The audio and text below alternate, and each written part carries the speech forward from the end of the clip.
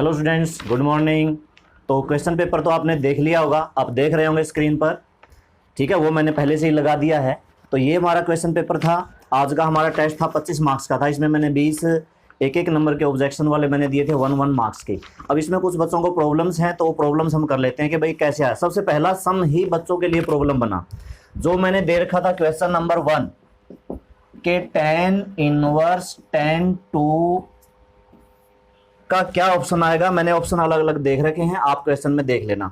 Pi minus 2, 2 minus 2, 2 minus pi, 2 pi minus 2 और 2 minus 2 पाई। तो सबसे पहले सुनो, ये जो 2 है डिग्री नहीं है। अगर यहाँ पे होता डिग्री, अगर यहाँ पे होता डिग्री तो tan से tan इनवर्स कट के आंसर आ जाता, लेकिन यहाँ पे डिग्री नहीं लिख रखा है। तो इसका मतलब ये डिग्री नहीं है, ये रेडियन है। एक रेडियन लगभग 57 पॉइंट कुछ डिग्री के बराबर होता है। इतनी बात मैं बता दूं।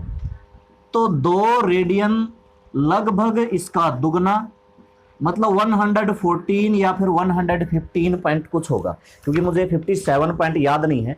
तो ये आधे से थोड़ा ज्यादा हो जाता है, जैसे 57.5 है तो उसका डबल 155 होगा, 115 होगा। तो इसका मुझे आइडिया नहीं है, ठीक है। वो तो कैलकुलेशन से करना पड़ेगा, इतना मुझे याद नहीं है, लेकिन फिर भी लगभग 57 के आता है।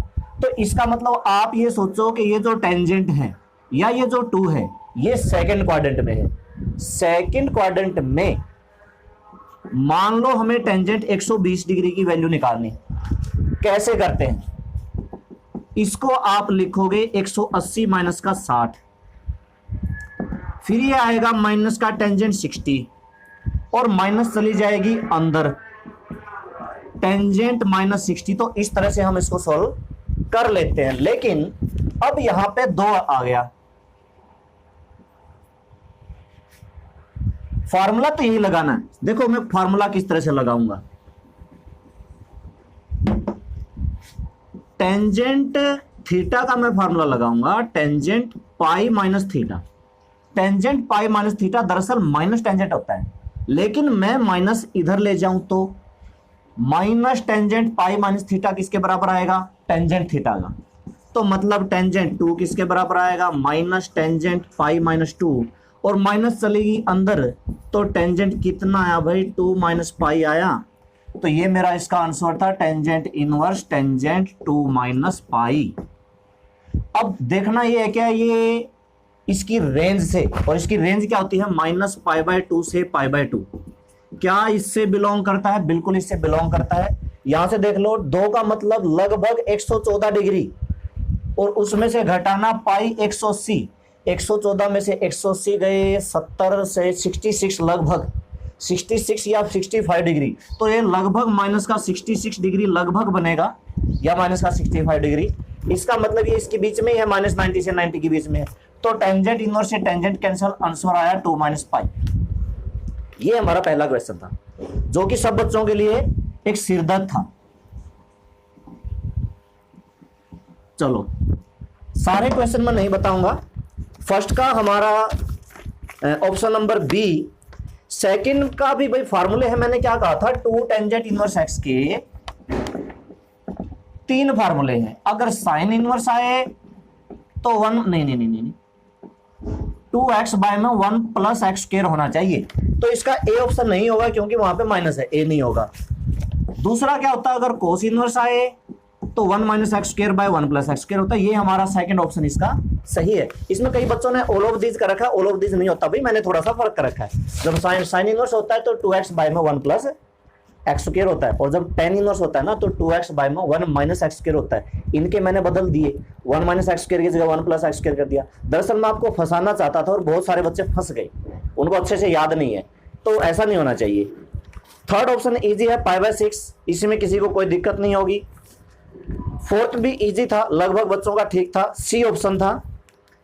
फिफ्थ, अरे फिफ्थ का सीधा सा फॉर्मूला लगता है, जो मैंने लिखा था secant inverse 7/4 plus cosecant inverse 7/4। चाहे यहाँ पे कुछ भी हो, ये दरअसल secant inverse x cosecant inverse x equal to हमेशा पाई बाय 2 होता है। बस ये दोनों, चाहे यहाँ पे कुछ भी हो, चाहे यहाँ पे साइन बाय 7/8 हो, 7/8 हो, तब भी ये पाई बाय 2 ही आता। यहाँ 7/4 सिर्फ मैंने कंफ्यूज करने के लिए लिखा था। अगर मैं सीधा secant inverse x cosecant inverse x लिख देता, और कई बच्चों ने पता नहीं ये किस तरीके से सोल्व किया होगा, लेकिन बहुत सारे बच्चों का ठीक है। और बहुत सारे बच्चों का नहीं है 7/, उन्होंने 7/4 जोड़ के 7/2 कर रखा है, मैंने इसलिए तो 7/2 दिया था। 6th का हमारा डी ऑप्शन है। 9th का हमारा, हाँ ये कौन सा है, 7th सुनो, 7th जो हमारा सम है मैंने लिखा था a = aij, और फिर मैंने लिखा था aij = 0, यहां पे लिखा था 4 i = j, मतलब ये 0, कईयों ने तो इसका 0 मैट्रिक्स बना दिया। नहीं भाई, कंडीशन को पढ़ो, जब i और j दोनों बराबर होंगे, इसका मतलब क्या है, a11 मेरा 0 है, a22 मेरा 0 है, a33 मेरा 0 है, ठीक है, ये 0 है, तो सारे 0 नहीं होंगे, 0 मैट्रिक्स इसका आंसर नहीं आएगा। इसका अगर देखा जाए diagonal element a11, a22, a33 ये किस में 0 होते हैं, किस में 0 होते हैं, स्क्यू सिमेट्रिक में होते हैं, ठीक है। अब सुनो यहां पे स्क्यू सिमेट्रिक की एक और कंडीशन होती है, ये तो एलिमेंट 0 होता है, ये 2 होता है, ये 3 होता है, जैसे ऐसे यहां पे होगा -2। इसके साथ एक कंडीशन मैंने लिखी नहीं, aij = -aj, इस वजह से इसके चारों ऑप्शन गलत हैं, वरना ये स्क्यू सिमेट्रिक हो जाता, ठीक है। ये मैंने भी बाद में ध्यान दिया, तो दरअसल इसके चारों ऑप्शन गलत हैं। इसका आपको 1 मार्क्स सबको मिलेगा, जिसने सबको मिलेगा, ठीक है, 1 मार्क्स सबको बढ़ा दिया जाएगा। 8th जो है, 8th ऑर्थोगोनल है भाई, ए जो मैट्रिक्स दे रखी थी जो 8th में,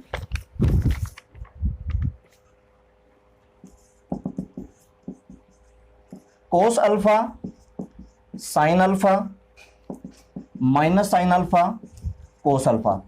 आप इसका ट्रांसपोज निकालो, ट्रांसपोज आएगा तो cos alpha, sin alpha, -sin alpha, cos alpha.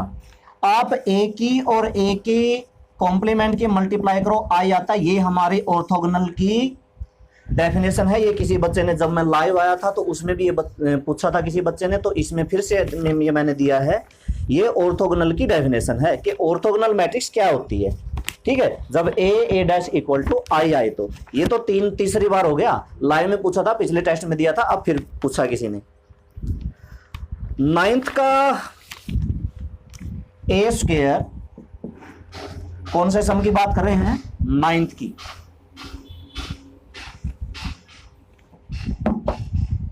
a + b², a + b है ना, सिंपल बिल्कुल खोल के इसकी मल्टीप्लाई करेंगे, a² + ab + ba और प्लस b की b से b²। अब क्या मैं ab और ba को जोड़ दूं, क्या ये दोनों बराबर होते हैं भाई, नहीं होते, तो इनको ऐसे कैसा छोड़ना पड़ेगा, ठीक है। पहले a की मल्टीप्लाई a से a² लिख दिया, a की मल्टीप्लाई b से ab लिखना पड़ेगा, b की मल्टीप्लाई a से ba लिखना पड़ेगा। ये वो बात नहीं है 7 की 4 से गुणा करो या 4 की 7 से गुणा करो 28 ही आना है, वो बात नहीं है यहाँ पे, ठीक है।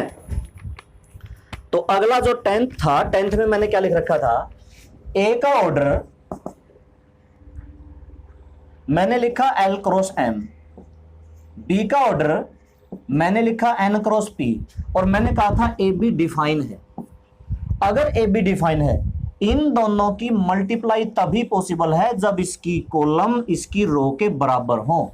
दो मैट्रिक्स की मल्टीप्लाई तभी कर सकते हैं, वरना नहीं कर सकते। मतलब यहाँ पे m = n है। इतना सिंपल क्वेश्चन था, इस क्वेश्चन पे मुझे डाउट नहीं था कि किसी बच्चे का गलत हो सकता है, लेकिन ये भी गलत था।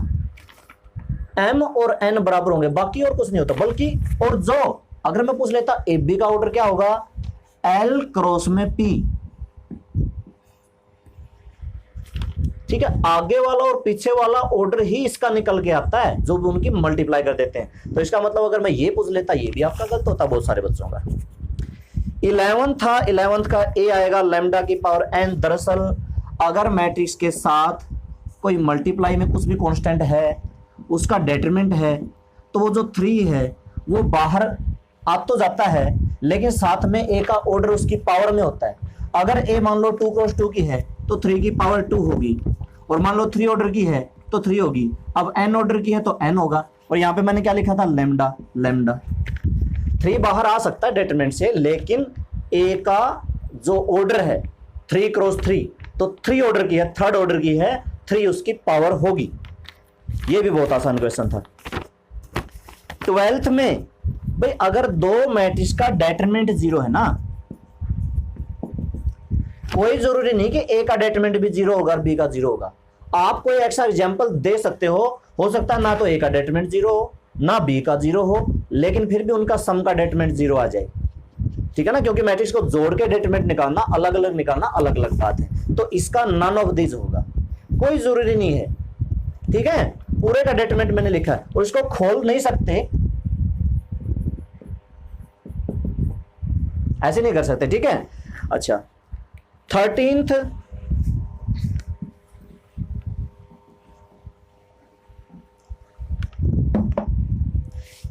ये मैंने लिखा था 8 प्लस के 7 7 8 माइनस के, मैंने लिखा था सिंगुलर है, फिर बाद में यहां पे थोड़ी सी मिसप्रिंट हो गई कि find the value of x, x नहीं था यहां पे के ही था, लेकिन बहुत सारे बच्चों ने फिर भी ठीक कर दिया ना, इतनी तो समझ है बच्चों में। मतलब अगर ये सिंगुलर है तो इसका डिटरमिनेंट इक्वल टू 0 करना है भाई, यहां से क्रॉस मल्टीप्लाई कर लो, जो के स्क्वायर इक्वल टू 15 आएगा, मतलब रूट प्लस का 15 भी माइनस का 15 भी, तो इसका मतलब इसका plus minus root 15 both A and B है ना, प्लस भी हो सकता है माइनस भी हो सकता है, तो दोनों ही हम इसमें करने पड़ेंगे। अगर यहाँ पे बोथ नहीं होता, सुनो मेरी बात, मान लो कि प्लस रूट 15 माइनस रूट 15 कुछ हो रहा है 15, और थर्ड है फिर नन, फिर तो नन के भी ऑप्शन में टिक कर सकते थे, नन, क्योंकि दोनों होना चाहिए ना, रूट प्लस का रूट 15 जरूरी थोड़े, माइनस का भी रूट 15 हो सकता है। तो अगर ये सी की जगह कुछ और ऑप्शन होता फिर डी नन होता, तो फिर तो नन को टिक करते, ठीक है। 14th है ट्रायंगुलर का एरिया, फार्मूला तुम्हें पता है 1/2 1 1 1 और 1 2 2 3 3 5, ये एरिया निकालने का तरीका है, और इसका एरिया 1/2 आएगा, नन ऑफ दिस आएगा। ये एरिया निकालने का तरीका होता है, क्या होता है, पहले तो 1 1 1 लिख दो, फिर एक पॉइंट, दूसरा पॉइंट, तीसरा पॉइंट, एरिया निकालने का, और इसका एरिया 1/2 आएगा, और 1/2 इसमें है ही नहीं तो नन आया इसका। 15th है ए 3 क्रॉस 3 इस स्क्वायर मैट्रिक्स है, देन ए का डिटरमिनेंट कुछ भी हो सकता है भाई, मैट्रिक्स का डिटरमिनेंट कुछ भी हो सकता है, नेगेटिव पॉजिटिव कोई भी रियल नंबर, इसलिए इसका बी होगा। एक बात और है, 15th क्वेश्चन मैं इसमें लिखना चाहता था ए 3 क्रॉस 3 इज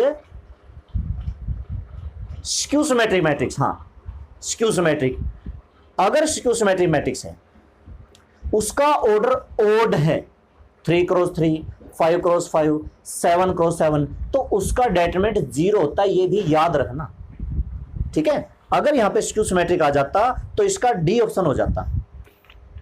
16वां बहुत आसान था, ए की पावर 8 इक्वल टू आई दे रखा है, इनवर्स निकालना है, अरे इनवर्स से गुणा कर दो, ए की 8 और ए की -1, ए की 7, ए का इनवर्स, ए का इनवर्स क्या आया, ए की 7, कहाँ थे भागता, ए की 8 बराबर आई, दोनों तरफ ए इनवर्स से मल्टीप्लाई कर दी, कर सकते हैं मल्टीप्लाई, ए की 8 ए की -1 ए की 7, और आई तो आइडेंटिटी 1 होता है, 1 की तो किसी से मल्टीप्लाई कर दो वापस आया, तो ए इनवर्स इक्वल टू ए की 7। अरे यार कितना आसान क्वेश्चन था, एक आध तो मैंने आसान भी दे रखे हैं वो भी गलत है, एक आध मुश्किल दे रखे हैं वो भी गलत है, अब देख कैसे। चलो अगला था 17वां था ए इज स्क्वायर मैट्रिक्स, ए का, अरे ए स्क्वायर मैट्रिक्स ए का इनवर्स उसी का निकलता है जो नॉन सिंगुलर हो। ए के इनवर्स का फार्मूला क्या होता है, 1 बाय में डिटरमिनेंट ऑफ ए इंटू में एडजॉइंट ऑफ ए, ये मैंने लिख रखा था। अगर ये 0 हो गया तो इसका इनवर्स निकालोगे कैसे, ये नॉन जीरो होना चाहिए ना, नॉन जीरो मतलब नॉन सिंगुलर, बी ऑप्शन। 18वें का 10 है, ये लगभग सभी का ठीक है। 19वें में भी इसी तरह से मल्टीप्लाई करनी थी,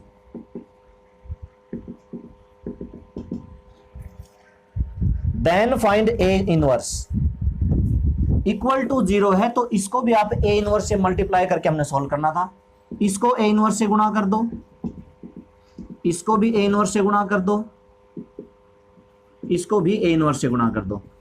इस स्टेटमेंट में कुछ गड़बड़ है? गड़बड़ है क्या? यहां तो मैंने पहले लिख दिया, यहां मैंने बाद में लिख दिया, मतलब ये ऐसे नहीं कर सकते, ऐसे करना पड़ेगा। ये बचा a माइनस का 5, ये बचा i माइनस का a इनवर्स। a इनवर्स उधर चला गया तो a इनवर्स की वैल्यू क्या आएगी यहां से? a माइनस का 5i। ये वाला इसका ऑप्शन था। और 20वां तो भाई सीधी प्रॉपर्टी होती है, एडजॉइंट a का डेटरमिनेंट ऑफ a की पावर n-1 होती है। उसका ऑर्डर n है तो n-1, ठीक है, ये सीधी प्रॉपर्टी होती है, याद रखना। और 21वें में आंसर सोल्व करना था, x की भी वैल्यू दो, y की भी वैल्यू दो, z की भी वैल्यू दो, ठीक है। सारे ऑप्शन मैंने बता दिए हैं। अब वीडियो के लास्ट में मैं फिर से वो आंसर के लगा रहा हूं, अब वो आंसर के देख लेना क्योंकि मैंने इसमें टिक कर रखे हैं, ठीक है। तो आप ये आंसर देखो और ओके, थैंक यू।